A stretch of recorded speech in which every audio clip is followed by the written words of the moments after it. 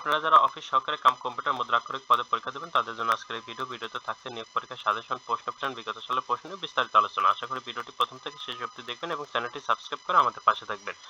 এখানে একটা কথা বলে রাখি, স্বল্প সময়ে ভালো একটা গুছিয়ে প্রস্তুতি সেলের অফিস সহকারী cum computer operator job review এই বইটি পিডিএফ আমাদের কাছ থেকে সংগ্রহ করে নিতে পারেন। পিডিএফ এর মূল্য 40 টাকা। যারা নিতে চান তারা এই নম্বরে হোয়াটসঅ্যাপের মাধ্যমে যোগাযোগ করে পিডিএফটি সংগ্রহ করে নেবেন।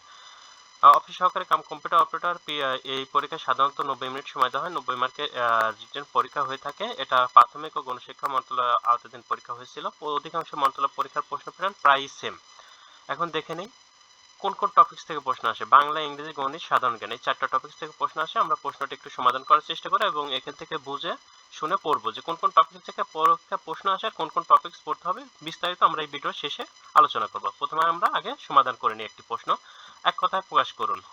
অরিতকে দমন করে যে অরিন্দম, মন হরণ করে যে মনোহর। বিপরীত শব্দ লিখুন। প্রচ্ছদন ব্যক্ত, সিগ্ধ রুক্ষ, বিনত উদ্যত, কনিষ্ঠ জ্যেষ্ঠ, উপচিকিৎসা অপচিকিৎসা। সন্ধি বিচ্ছেদ করুন। পরীক্ষা পরিযোগিকা পরীক্ষা, নয়ন নিযোগন নয়ন, নিশ্চয় নিপ্লাসয় নিশ্চয়। শুদ্ধ বাক্য লিখুন। অন্যায়ের প্রতিফলন অনিবার্য, অন্যায়ের প্রতিফলন অনিবার্য। তারা যাইতে এ দৃশ্য দেখে মুগ্ধ বিস্মিত হলো। তারা যেতে যেতে এ দৃশ্য দেখে মুগ্ধ বিস্মিত হলো। ধন্য ধানে পুষ্পে ভরা আমাদের এই বসুন্ধরা। এটা হবে অপরাধীরা ব্যক্তি ক্ষমা করে, নিরপরাধ ব্যক্তিকে ক্ষমা করো। তিনি আসামির বিরুদ্ধে সাক্ষী দিলেন, তিনি আসামির বিরুদ্ধে সাক্ষ্য দিলেন। ব্যাস বাক্য সহ সমাস নির্ণয় করুন। হাটে বাজারে, হাট ও বাজারে। দ্বন্দ্ব সমাস, এটা কিন্তু অলিক দ্বন্দ্ব সমাস। গুরু ভক্তি, গুরুকে ভক্তি। চতুর্থ তৎপুরুষ সমাস।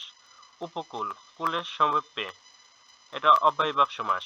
সুন্দরলতা, কুলের সমীপে অব্যয়ভাব সমাস। সুন্দরলতা, সৌন্দর্যে লতা, কর্মধারয় সমাস। হাসির মুখ, হাসি মাখা মুখ, কর্মধারয় সমাস। নিচের বাগধারাগুলো অর্থসহ বাক্য রচনা করুন। আক্কেল সেলামি, হতবুদ্ধি। ডুমুরের ফুল, দুর্লভ বস্তু। ছকরা নকরা, সস্তা, চোখের মণি, প্রিয় বস্তু। গড্ডলিকা প্রবাহ, অন্ধভাবে অনুকরণ। ইংরেজি।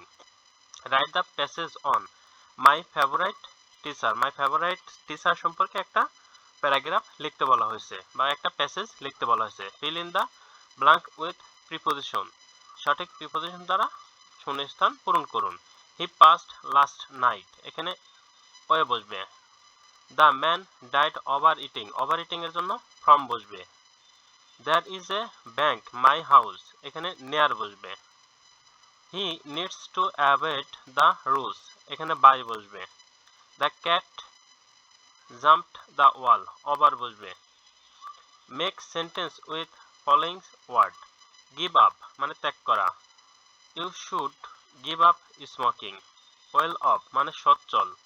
On once in the blue moon মানে কালে ভদ্রে। ইন রেফারেন্স টু প্রত্যুত্তর। ব্ল্যাঙ্ক অ্যান্ড হোয়াইট লিখিতভাবে, ব্ল্যাক অ্যান্ড হোয়াইট লিখিতভাবে। Change the sentence as per direction মানে ডিরেকশন অনুযায়ী সেন্টেন্সগুলো চেঞ্জ করতে হবে। এখানে নেগেটিভ দেওয়া ছিল, পজিটিভ দেওয়া ছিল, নেগেটিভ করতে বলা হয়েছে। আমরা জানি অলওয়েজ থাকলে নেভার বসবে, এই হলে। আর পরবর্তী যে ওয়ার্ডটা থাকবে ওই ওয়ার্ডের পজিটিভ থাকলে নেগেটিভ, যেমন রিমেম্বার ছিল এখানে ফরগেট বসবে। Unity is the strength, make it complex, একটা কমপ্লেক্স করতে হবে। It is unity which is strength.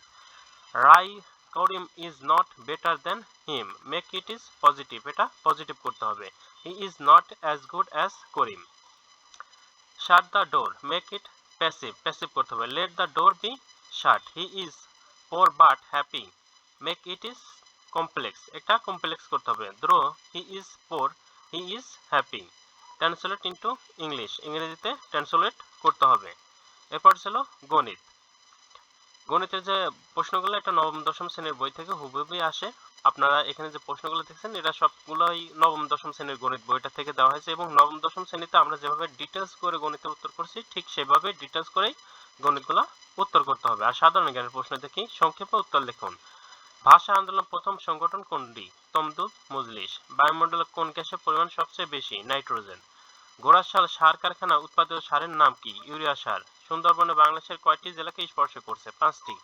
মূলত 3টি কিন্তু সব মিলে 5টি। বাংলাদেশের সবচেয়ে উঁচু বৃক্ষের নাম কি? বললাম।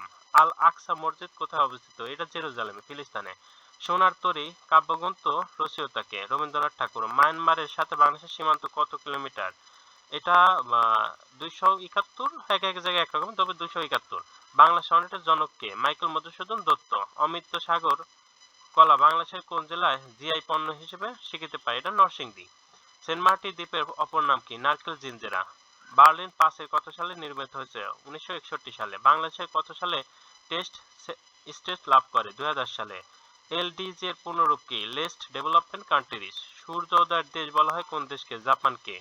বিশ্ব স্বাস্থ্য সংস্থার সদর দপ্তর কোথায় অবস্থিত? জেনেভা। মঙ্গোলিয়ার রাজধানীর নাম কি? উলানবাটর। বাংলাদেশের প্রথম বায়ুবিদ্যুৎ কেন্দ্র কোন জেলায় অবস্থিত হয়?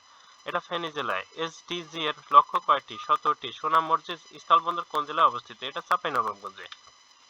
এখন প্রশ্ন যে আপনারা কোন কোন টপিকস পড়বেন, মূলত আপনাদের প্রশ্ন আসবে বাংলা, ইংরেজি, গণিত, সাধারণ জ্ঞান, এই 4টা টপিকস এর উপর। বাংলার জন্য এই টপিকসগুলো একটু ভালো করে দেখে যাবেন। এখানে যে টপিকসগুলো বলা হয়েছে, ইংরেজির জন্য এই টপিকসগুলো, এখানে যে টপিকসগুলো দেওয়া আছে এই টপিকসগুলো ভালো করে দেখে যাবেন। কোন বইটা দিয়ে দেখবেন সেটা আপনাদের যদি নিজস্ব কোনো বই থাকে সেখান থেকেও পড়ে যেতে পারেন, অথবা আমাদের কাছে যে পিডিএফগুলো আছে সেই পিডিএফগুলো থেকেও পড়ে যেতে পারেন। গণিতের জন্য নবম শ্রেণীর গণিত এবং অষ্টম শ্রেণীর গণিত, এই দুইটা বই ভালো করে দেখে যাবেন। আর সাধারণ জ্ঞানের ক্ষেত্রে বাংলাদেশের ইতিহাস, ঐতিহ্য এবং সমসাময়িক বিষয়গুলো একটু ভালো করে দেখে যাবেন। আর এখানে যে পিডিএফ বইগুলোর ছবি দেখতেছেন, এই সবগুলো পিডিএফ যদি আপনি সংগ্রহ করে নিয়ে পড়তে পারেন, সবগুলো পিডিএফ থেকে 100% প্রশ্ন কমন পাবেন। যারা নিতে চান তার স্ক্রিনশট দিয়ে এই নাম্বার হোয়াটসঅ্যাপের মাধ্যমে যোগাযোগ করে সবগুলো বইয়ের পিডিএফ সংগ্রহ করে নেবেন। এখান থেকে 100% প্রশ্ন কমন পাবেন। বাংলা, ইংরেজি, গণিত, সাধারণ জ্ঞান এবং প্রিভিয়াস কোশ্চেন ব্যাংক সমাধান করলে ইনশাল্লাহ আপনার পরীক্ষায় 100% টিকবেন। আর যদি আপনাদের কোনো প্রশ্ন থাকে অবশ্যই কমেন্ট বক্সে কমেন্ট করে জানাবেন। আপনাদের প্রশ্নের উত্তর দেওয়ার জন্য আমরা যথেষ্ট চেষ্টা করব। চ্যানেলটি সাবস্ক্রাইব করে আমাদের পাশে থাকবেন। আল্লাহ হাফেজ।